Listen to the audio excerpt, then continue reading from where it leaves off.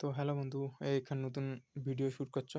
তো এটা কি হয়েছে, মানে একটা ঘুঘু পুরা খান খাইছে, যা কয় গোলা টুটি সমান খাওয়া দেয়া, মানে নড়িয়ে পাচ্ছে না, পুরা তাড়ি খাবার খাইছে দেখো। তো পুরা তাড়ি খাইছে, তো কি করবো আর, খায়া ফেলাইছে না, খাও কয় খাওয়া দেওয়ার মতো মানে রেস্ট করছে দেখো।